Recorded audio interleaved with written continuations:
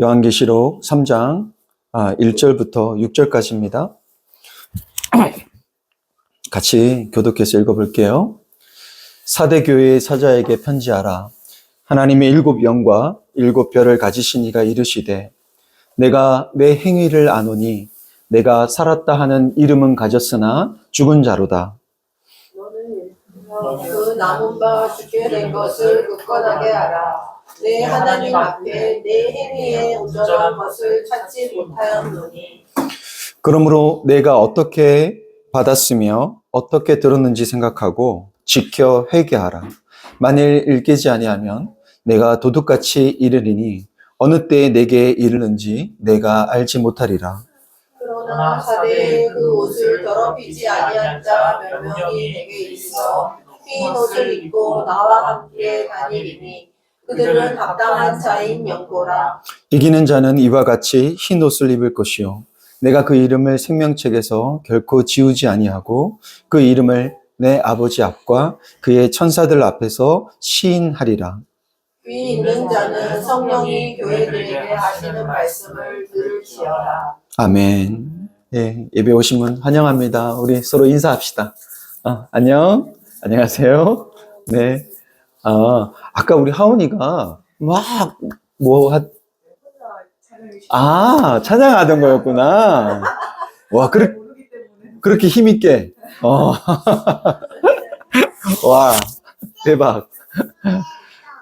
그랬어.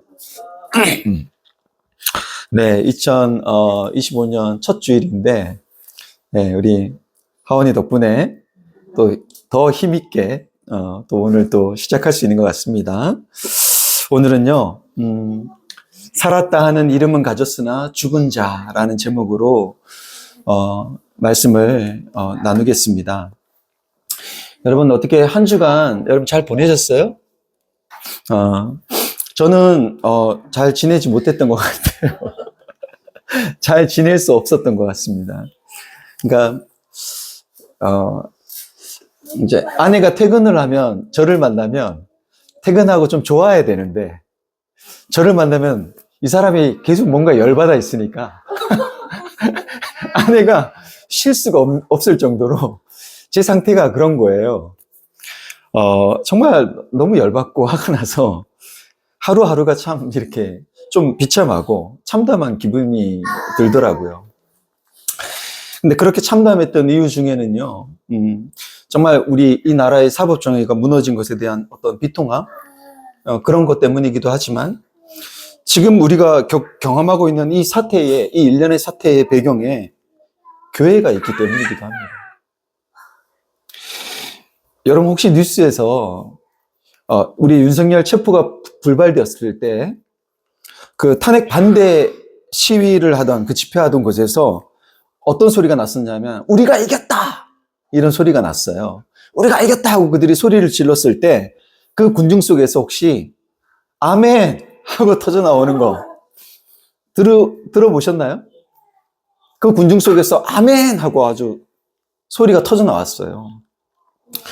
그러니까 그곳에 있는 분들 대부분이요 교인들입니다. 교인들이 그곳에 태극기와 성조기를 들고 나왔잖아요.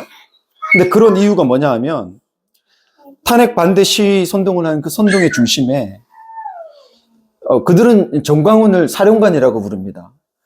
그를 사령관이라고 부르면서 직간접적으로 그 선전 선동에 동조하고 가담하는 사실은 이 뒷배경에는요, 대형 교회들이 있기 때문이에요.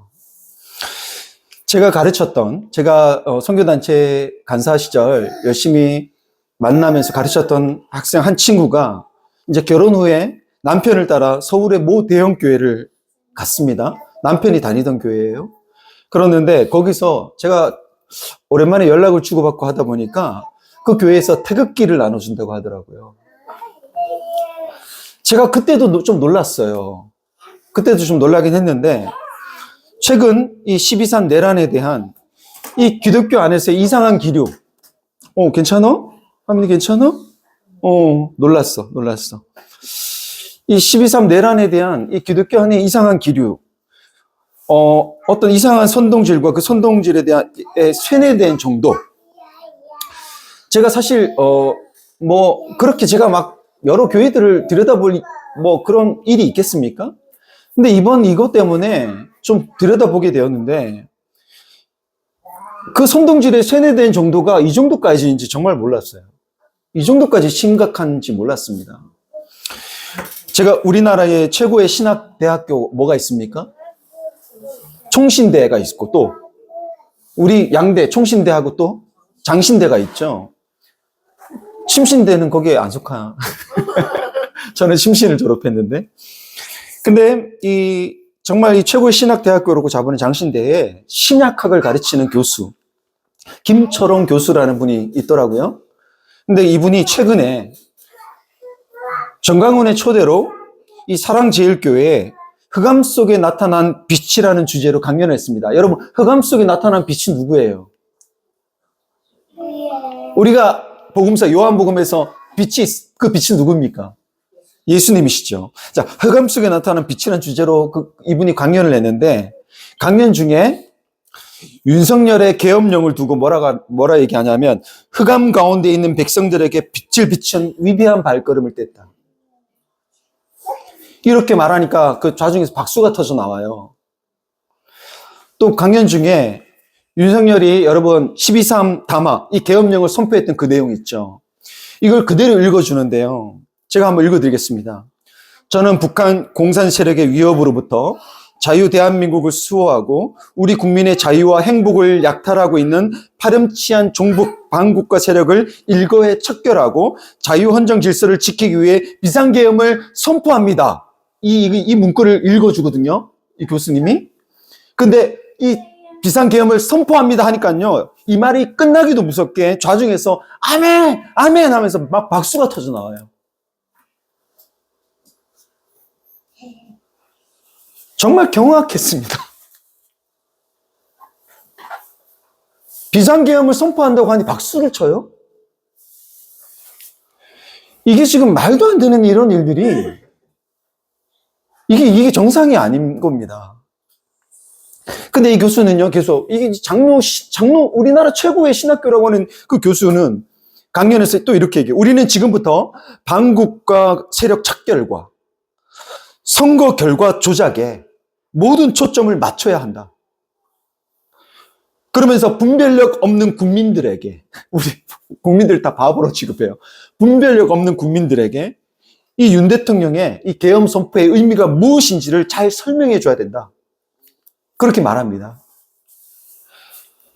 여러분, 바로 이런 교회 내에 이런 정말 이 거짓 교사들의 음모론에 대한 이 선동과 선정과 선동이 있기 때문에 그럼 이것을 듣는 교인들 역시 어떻습니까? 마치 크루세이드가 된 것처럼 정말 전쟁이라도 지금 불사하겠다고 덤벼드는 거예요.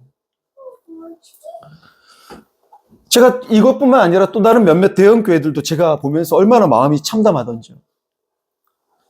제가 그것까지 다 이렇게 나열하지는 않겠습니다. 근데 그 실태를 보면 왜 개신교인들이 코로나 때부터 이미 시작됐었지만 왜 개신교인들이 카톨릭으로 개종하는지 이해가 돼요.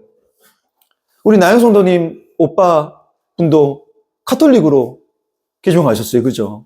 기독교 개신교 신자였는데.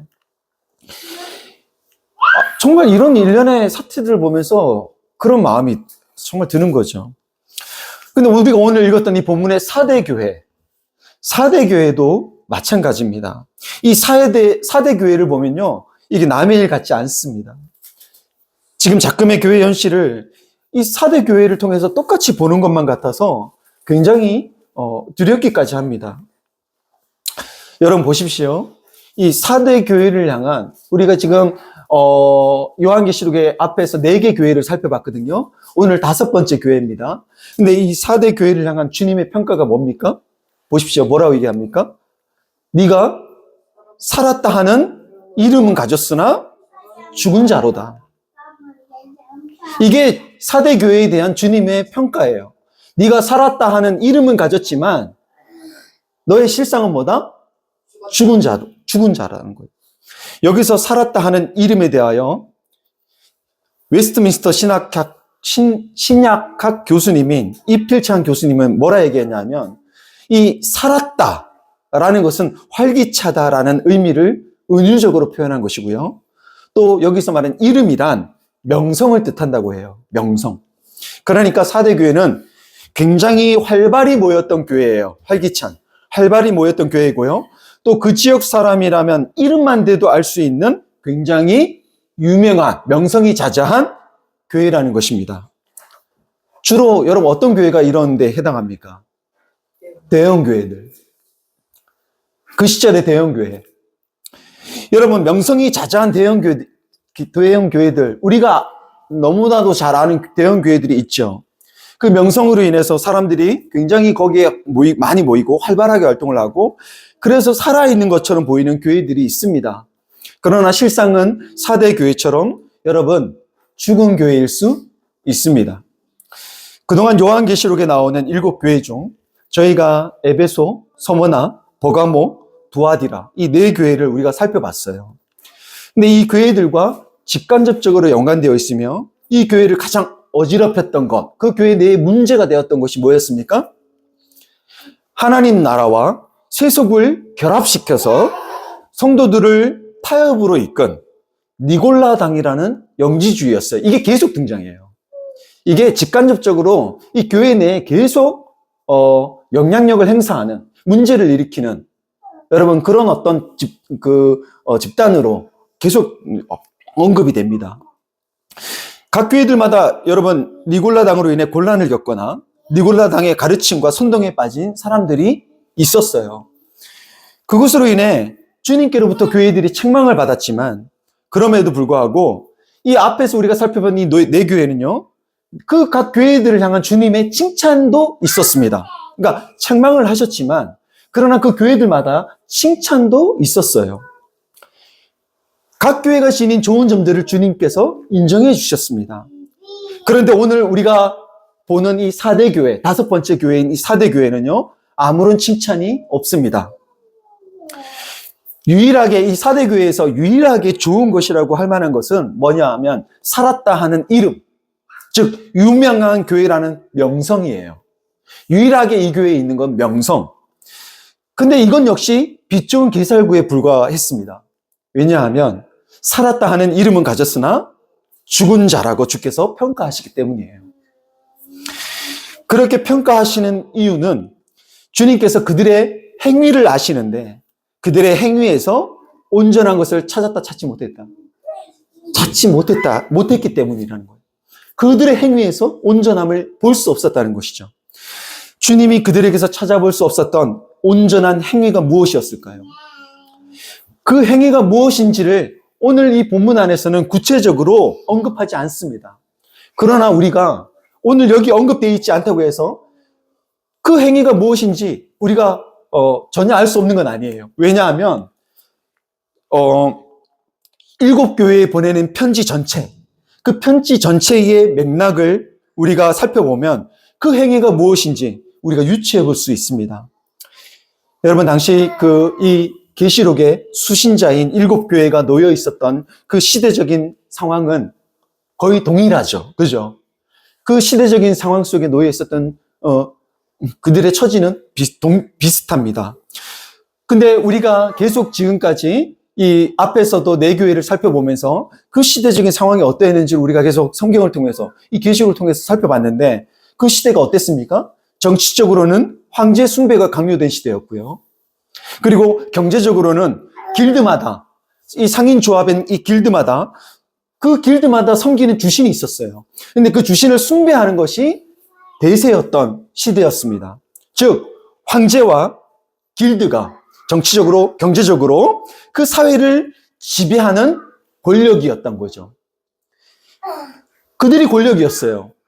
그리고 그 권력에 기대야만 먹고 살 수 있는 시대였습니다. 그런 중에 그리스도인들이 지켜야 했던 믿음은 뭐였습니까? 황제 숭배를 거부하고 고사를 지내는 그 길드, 우리 잘 되게 해주세요. 우리 사업 잘 되게 해주세요. 그러면서 그들의 주신에게 고사 지내는 그 길드에 가입하지 않는 행위였습니다. 행위. 그 행위로 인해 겪는 불이익과 고난과 그 박해, 그것에도 불구하고 교회가 지켜야만 했던 그 믿음은 세속 권력과 타협하지 않는, 이 권력과 믹스되지 않는, 혼합되지 않는 그들의 뭐였어요? 행위였습니다. 행위. 앞서 편지를 받은 교회들도 이것을 지켜냈을 때는 칭찬을 하셨고, 주님께서 그렇지 않으면 책망을 하셨습니다. 그런데 이 사대교회를 보면요, 이 타협에 대한, 어떤 혼합에 대한 언급조차 없어요. 언급조차 없습니다. 어째서일까요? 사대교회는 그런 말 자체가 아예 없어요. 왜냐하면 사대는요, 상당히 큰 유대 공동체가 있었답니다. 이 사대에. 어느 정도냐면요, 여러분 헬라의 도시들을 보면, 우리가 그동안 봤지만, 그 사진으로도 제가 한번 보여드렸지만, 그 도시들마다 큰 경기장이 있죠. 원형 경기장 같은 것들, 그런 것들이 지어져요.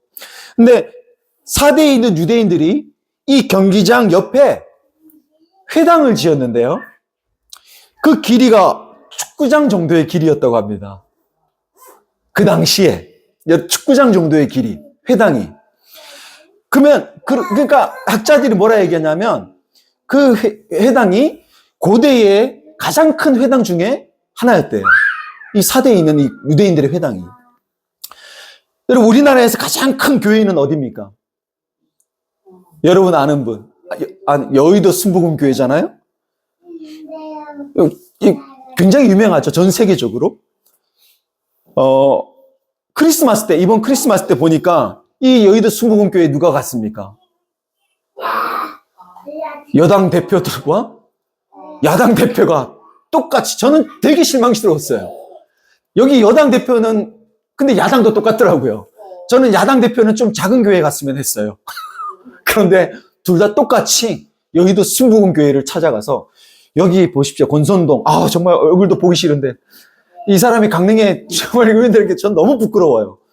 그런데 여기 있어요. 이재명. 예? 그러니까 여당 대표와 야당 대표가 똑같이 우리나라에서 가장 큰 교회라고 할 수 있는 여의도 순복음교회에 간 거예요. 왜 그런 겁니까? 이 정치인들조차도 여러분 무시할 수 없는, 정말 지금의 이 개신교는 그런 어떤 큰 세력이 된 겁니다. 여러분, 사대 역시, 여러분 유대인 공동체는 굉장히 큰, 그 정도 규모의 회당을 소유하고 있을 정도면 여러분 그들의 어떤 영향력이 만만치 않았던 것 같아요. 근데 이 정도의 만약에 유대인 공동체가 있었다면, 여러분 이 유대인들이 기독교인들을, 이 개신교인들을 어떻게 생각했어요? 그 당시 그리스도인들을 이단 취급했잖아요.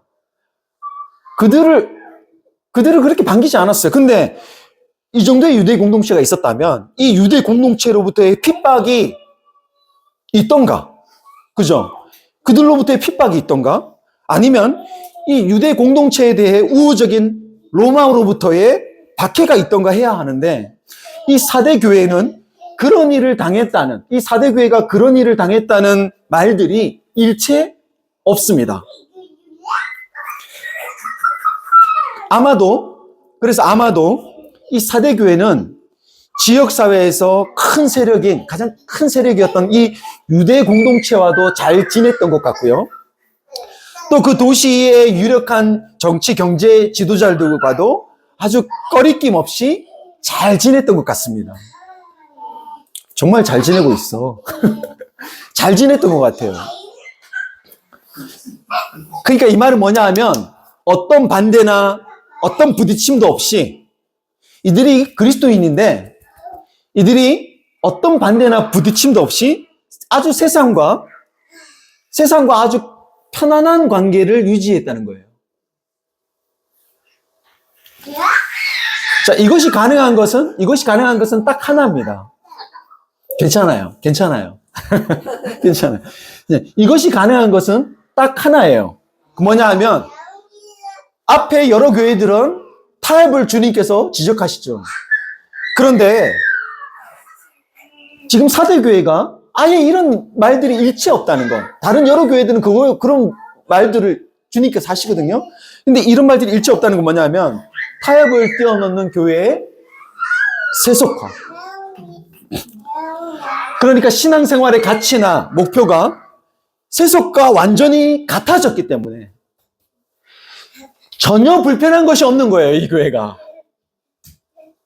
어떤 거리낌도 없는 거예요. 전혀 불편한 것이 없는 겁니다.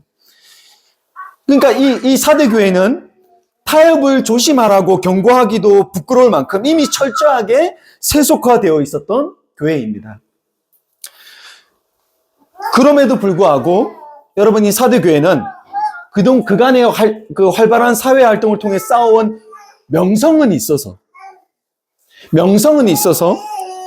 그러니까 오늘날로 말하자면 그런 거예요. 그 명성이 있기 때문에 국회의원도 오고 지자체장들도 그 교회를 다니고 하는 그런 교회인 겁니다. 그리고 불의한 지도자를 향한 예언자적 목소리 있을 수 있어, 없어요? 없어요. 그런 목소리를 내기보다 도리어 그들을 지지하고 그 불의한 권력에 편승하는 메시지를 내도, 그 교회 안에서 그것을 대놓고 얘기를 해도, 강단에서 대놓고 그런 이야기를 해도 전혀 불편함이 없는 잠들어 있던 교회였던 겁니다. 그러니까 잠들었다는 건 뭡니까? 잠들었다는 것이 바로 죽었다는 것이죠. 그런데 이와 같은 사대 교회는 여러분, 저 2000년 전에만 존재했던 것이 아니라 지금 오늘날 지금 우리 곁에도 있습니다. 최근에 제가 지난번 신부님의 시국 미사 메시지를 지난번 영상으로 한번 보여드렸었죠. 근데 그 신부님께서 시국 메시지 하셨던 그 메시지와 사뭇 다른 그 메시지를 내는 개신교 대형교회 목사들이 있는데요. 그 중에 제가 이건 얘기를 좀 해야 될 것 같아서, 이 부산 세계로 교회라고 굉장히 큰 교회가 있습니다. 부산 세계로 교회 손현보 목사. 이 목사가 최근에 설교 중에 윤석열 대통령 탄핵에 대한 발언을 했거든요. 근데 탄핵해야 된다, 지금 이 대통령. 이건 아니다. 근데 그 탄핵을 찬성하는 지식인과 촛불 집회와 또 사법부와 언론과 신학생과 야당 대표에 이르기까지 여러분, 설교 중에 그들에 대해 비하하고 막말을 하고 욕설을 퍼붓습니다. 뭐라 얘기했냐면, 지금 이 국민은 바보다. 이 국민들은 바보고 판사들은, 제가 참 우리 아이들 있는 앞에서 이 얘기를, 판사들은 개새끼다. 지금 강단에서 한 말이에요. 그리고 판사들은 사팔이다. MBC는 M병신이다. 이런 막말과 욕설을요, 설교 중에 퍼붓는데요. 이보다 더 참담한 건 뭐냐 하면, 이것을 듣고 있는 교인들, 그 좌중에서 다 아멘이라고 화답하는 거예요. 아멘이라고. 이 말을 할 때마다 성도들이 아멘, 아멘 하더라는 거죠. 제가 이게 진짜 뭔가 싶어서 그 교회 홈페이지를 한번 들어가 봤습니다. 근데 이 홈페이지에는 아예 대놓고 탄핵 반대 선동을 하는 영상이 올려져 있더라고요. 제가 그래도 지난번 신부님 영상 보여드린 것처럼 공정하게 이 영상도 보여드리겠습니다. 한번 이 영상을 한번 보십시오. 여러분, 구분이 잘 안 갈 겁니다. 구분이 안 갈 거예요. 이게 얼마나 뜨겁고 열정적인지 몰라요. 한번 보십시오.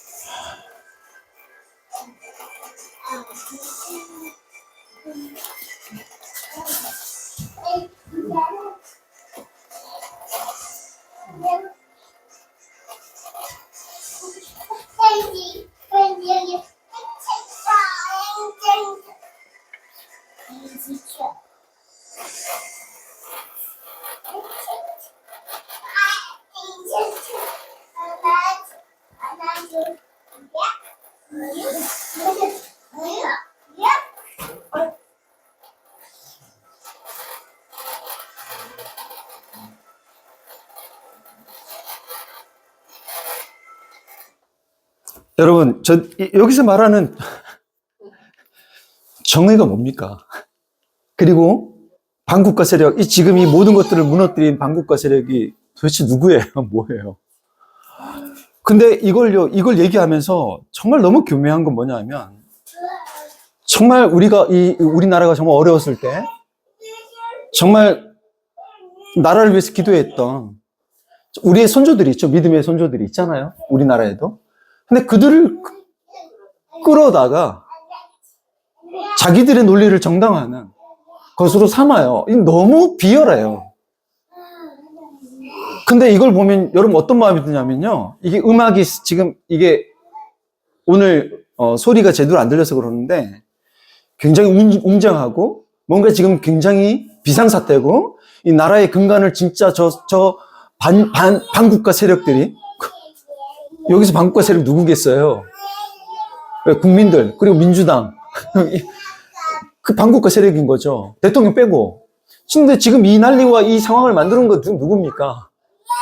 그러니까 이게 지금 교회 안에서요. 이걸 공개적인 영상 홈페이지에 떳떳하게 이걸 자랑 삼아 올리고 있고 그리고 결국은 지금 어디로 가자? 여의도 국회의사당 앞으로 뭐 하라? 모이라는 거예요. 그리고 우린 끝까지 싸우라는 겁니다. 이거 지금 성도들에게 뭐 하는 거냐면 선동하는 거예요. 제가 진짜 이게 너무 부끄러운 거예요. 너무 부끄럽고 왜 지금 이런 상황까지 되어버렸나? 지금의 교회가 왜 이런 상황까지 되어버렸나? 이게 정말 너무 참담하지 않을 수 없습니다.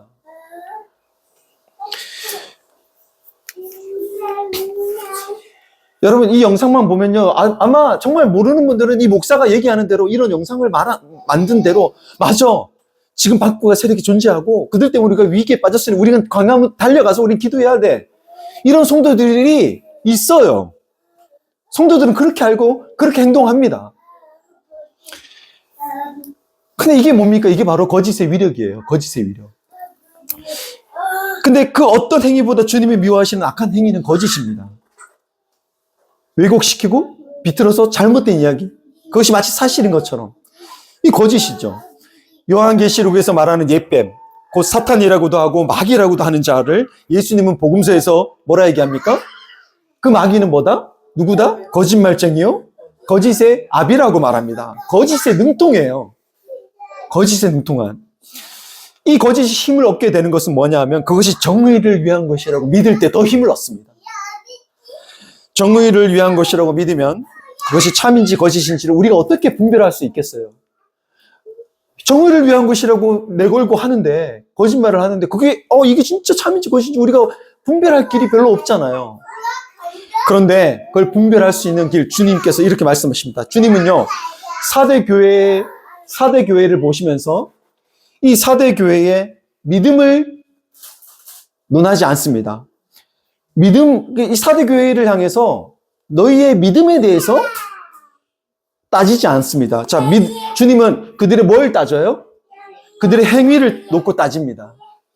주님은 믿음을 논하는 것이 아니라 지금 행위를 논하십니다. 왜냐하면 행위가 믿음을 드러내주기 때문이에요. 행위가 그들이 갖고 있는 믿음이 어떠한 믿음인지를 말해주기 때문입니다. 야고보서에서는 뭐라 얘기합니까? 영혼 없는 몸이 죽은 것 같이 행함이 없는 믿음은 죽은 것이라고 하죠. 그러니까 행함이 없는 믿음은 자기 스스로를 속이는 거짓일 뿐이거든요. 그것은 하나님 앞에 그냥 자기를 그냥 보여주러 오는 믿음입니다.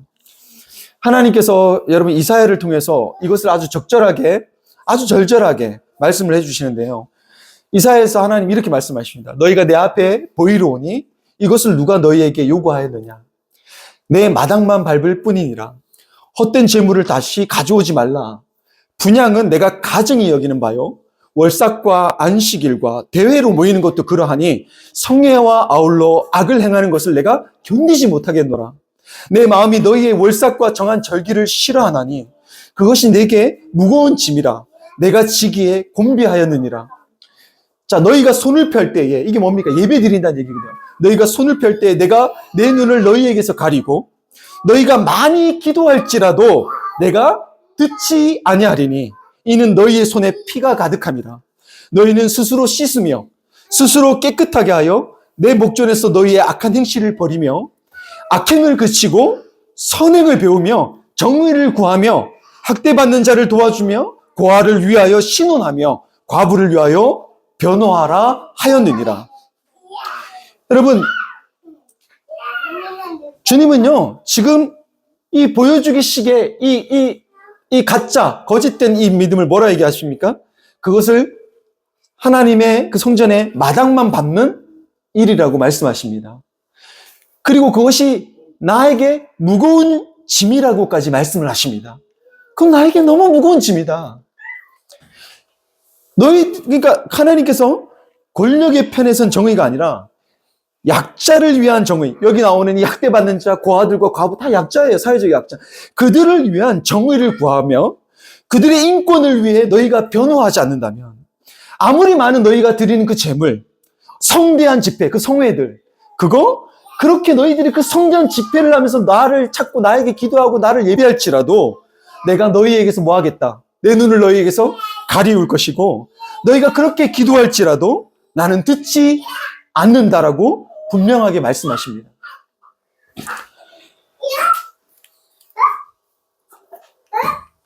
여러분, 그런데도 불구하고 이 하나님의 뜻을 전하는 이 강단에서 이 불의한 권력의 반대편에 있는 이 시민을 향하여서 욕설과 비난과 폄하를 서슴지 않는 이 행위, 그 행위들을 서슴지 않는 여러분, 이 목회자들이 갖고 있는 그 믿음이 어떤 믿음이라는 걸 말해줍니까? 손에 피가 가득한 거예요. 하나님이 받지 않으시는 잘못된 믿음이라는 것을 말해줍니다. 성도 여러분, 저는 참 2025년 새해를 정말 이렇게 무거운 마음으로 새해를 시작해야 되나 너무 사실 마음이 아팠습니다. 근데 오늘 하성도님 기도 가운데 이런 이 국난과 이 위기 속에서 하나님 우리 가운데 우리를 일깨우시고자 하는 하나님의 또 숨은 뜻이 있지 않을까 하는 그런 기대도 해봅니다. 그럼 바라건대 지금 이 거짓과 사실이 지금 뒤죽박죽 혼재되어 있는 지금 이 혼란스러운 시대에 진리를 믿노라 하는 이들의 그들의 말보다 행위를 보고 그 믿음을 분별할 수 있는 성도가 되기를 바랍니다. 그 행위가 어떠한지, 그것이 정말 약자들을 위해 변호하는, 그들의 정의를 위해서 정말 말하고 행동하는 그런 믿음인지, 아니면 정말 권력자의 편에서 그 권력에 편승해서 오히려 약자들을 억압하는 그런 믿음인지, 이걸 분별해낼 수 있는 그런 성도가 되기를 바랍니다. 그래서 사대교회처럼 사대교회만큼 유명하지 않아도요, 그냥 무명이어도 우리 주님께로부터 죽었다는 말보다 살아있다는 말을 들을 수 있는 그런 교회, 오늘 말씀에서처럼 정말 일깨어 남은 바 그 죽게 된 것을 굳건하게 할 수 있는 그런 교회가 되기를 우리 주 예수 그리스도의 이름으로 축원합니다. 여러분, 한 해 우리가 정말 이런 교회 되기를 소원합시다. 우리가 작지만, 우리가 무명이지만 우리가 이런 교회로 정말 이 어려운 난국에, 그리고 저는 기독교가 점점 더 여러분 이미 신뢰를 많이 잃었지만 저는 더 아마 바닥에 떨어질 것 같아요. 더 바닥을 칠 것 같아요. 여러분, 그렇지만 여러분, 이런 상황 속에서도 일깨어 남은 자, 우리가 그 남아있는 사람들이 되길 원합니다.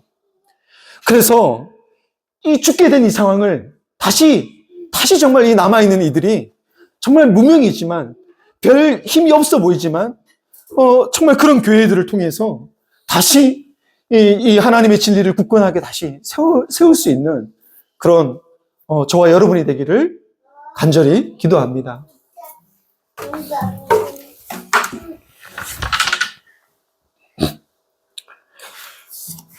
우리 오늘 말씀을 생각하면서 또 지금의 이